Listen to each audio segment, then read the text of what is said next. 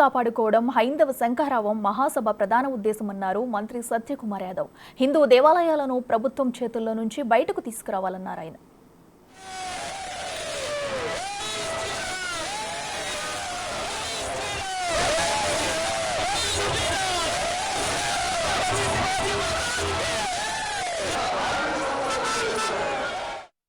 హిందువులను ఏకతాటిపైకి తీసుకొస్తామంటున్న మంత్రి సత్యకుమార్తో మా ప్రతినిధి శివ ఫేస్ టు ఫేస్. ప్రధానమైన ఏజెండా ఏ రకంగా ఉండబోతుంది? హిందూ ధర్మాన్ని కాపాడుకోవడం, పరిరక్షించుకోవడం ఇవాళ ముఖ్య ఉద్దేశం. దీంట్లో భాగంగా ఇవాళ లక్షల మంది స్వచ్ఛందంగా హిందూ బంధువులందరూ తరలి వచ్చారు. ఈ దేశంలో హిందూ ధర్మాన్ని భారతదేశాన్ని విడిగా చూడలేము మనం. రెండు ఒకదానికొకటి పెనవేసుకున్నాయి. ఈ భూమి మీద పుట్టిన ప్రతి ఒక్కరు కూడా హిందువులే. సో అయితే హిందూ ధర్మాన్ని ఇవాళ నీరు కార్చే ప్రయత్నం చేశాం. గత 5 సంవత్సరాలు మనం ఇక్కడ చూసాం. యథేచ్ఛగా హిందూ దేవాలయాల మీద దాడులు జరిగాయి, అనేక చోట్ల జరిగాయి. అదేవిధంగా టీటీడీకి సంబంధించిన ఆస్తుల వేలం వేసే ప్రయత్నం చేశారు. ఆనాడు కూడా విశ్వ హిందూ పరిషత్ ఉద్యమం చేయడం వల్ల ఆ జీవోని వెనక్కి తీసుకోవాల్సిన పరిస్థితి గతంలో వచ్చింది. అదేవిధంగా అనేక సంస్థలు అంటే ఇవాళ హిందూ దేవాలయాల్లో అనేక చోట్ల అన్యమతాన్ని ఆచరిస్తున్న వాళ్ళు ఉద్యోగస్తులుగా ఉంటున్నారు. అన్న మధ్య ప్రచారం చేస్తున్న వాళ్ళు కూడా ఉన్నారు.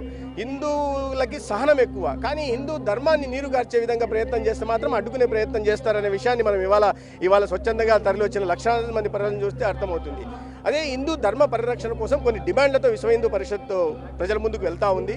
అనేక విషయాలు అంటే హిందూ ఆస్తుల పరిరక్షణ కాకుండా హిందూ ధర్మానికి సంబంధించిన మత ప్రచారంగా ధర్మానికి సంబంధించిన ఏదైనా కార్యక్రమాలు చేయాలంటే దాని మీద ఆంక్షలు విధించకూడదని చెప్పి, అదేవిధంగా హిందువులను మాత్రమే హిందూ దేవాలయాలు లేదా ధర్మాదాయాల్లో కానీ దేవాలయాల్లో కానీ ఉద్యోగస్తులుగా నియమించుకోవాలని ముఖ్యమైన డిమాండ్ ఏంటంటే ఈ ప్రముఖ దేవస్థానాలని ఎండోమెంట్స్ పరిధి నుంచి తీసుకొచ్చి హిందూ సంస్థలకు అప్పగించాలనేది. ఇది దేశవ్యాప్తంగా అన్ని రాష్ట్రాలకు సంబంధించిన డిమాండ్. ఒక చర్చనీయాంశమే అంశం చేసి ప్రజల మధ్యలోకి దీన్ని తీసుకెళ్లి హిందూ ధర్మం మీద ప్రభుత్వాల పెత్తనం ఉండకూడదు. అదేవిధంగా అనేక ఆలయాల్లో కూడా కమిటీల్లో కూడా హిందువులే ఉండాలి. రాజకీయ పార్టీలకు సంబంధించి రాజకీయాలకు అతీతంగా చేస్తున్నది. రాజకీయ పార్టీలకు సంబంధించిన వారు ఉండకూడదు, ధర్మాన్ని వేరుగా చూడాలి, రాజకీయాలకు అతీతంగా చూడాలనే భావంతో చేస్తున్న కార్యక్రమం. దాంట్లో అనేక రకాల డిమాండ్లు ఉన్నాయి. ఏ రకమైన డిమాండ్లు వస్తాయి, ఏ తీర్మానాలు చేస్తారనే విషయం ఈ సమావేశం ముగిసే లోపల మనకు తెలుస్తుంది. అంటే కేంద్ర రాష్ట్ర ప్రభుత్వాల్లో మీరే అధికారంలో ఉన్నారు. సో హిందూ దేవాలకి స్వయం ప్రతిపత్తి అంశానికి సంబంధించి మీ స్టాండ్ ఏ రకంగా ఉండబోతుంది? అదే ముందు చర్చ. ఇది భారతీయ జనతా పార్టీ వేరు, విశ్వ హిందూ పరిషత్ వేరు. విశ్వ హిందూ పరిషత్ ఒక హిందూగా నేను ఈ సమావేశానికి హాజరయ్యాను.